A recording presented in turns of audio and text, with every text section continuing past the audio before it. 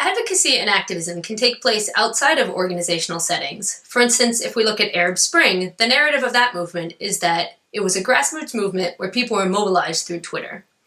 Often, though, when folks seek out a place to create social change, they look for organizations. You might go to, say, your neighborhood Sierra Club if you were looking for a way to participate in the environmental movement. In particular, when youth look to join social movements, they often seek out existing organizations. These are places where they can be trained for activism, but also be part of a community of people who are doing similar work. There's a lot of advantages and disadvantages to participating in formal organizations. Scholars would argue that social movements couldn't exist without organizations.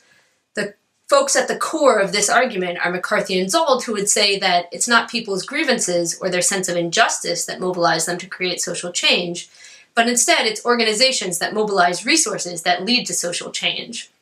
This is a really strong argument about the importance of organization, but what's behind it is the idea that organizations have resources that are critical for creating change.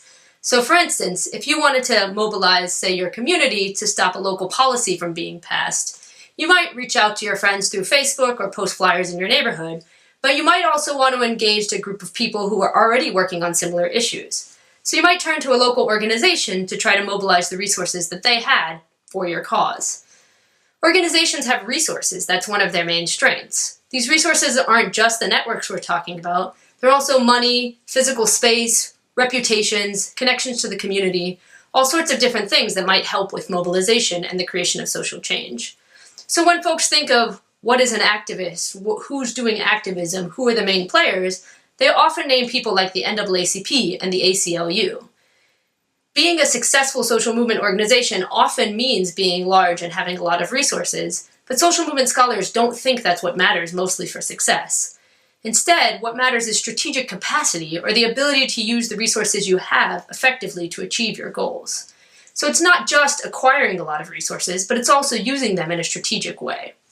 If we think historically, youth have been a part of the major progressive social movements of the last several decades. You can think about the environmental movement, the women's movement, the civil rights movement.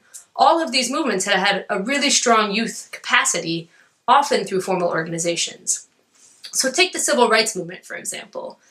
The Student Nonviolent Coordinating Committee, or SNCC, was a major player in the civil rights movement, and members of SNCC were given a lot of credit for the desegregation that took place during the movement.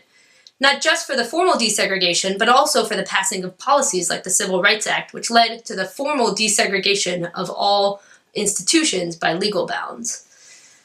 SNCC was critical in engaging youth in the movement. There were freedom schools, for instance, where youth could come, adults as well, and be trained on the formal ways to engage in the movement, so how to use nonviolent tactics, how to participate in protests. And through SNCC, youth were part of some critical moments in the movement. For instance, the Freedom Summer in Mississippi, where youth from the North and the South were brought together to register previously disenfranchised voters across Mississippi. So why, if organizations are so great, might you want to participate in a way that didn't involve a formal organization? Well, there's some serious downsides to organizations as well. For instance, if you think about the formality of organizations and the need to acquire resources, you also have to think about the external constraints that places on organizations. So for instance, if you're dealing with funders and you're gaining funds to do your work, that may constrict what you can do.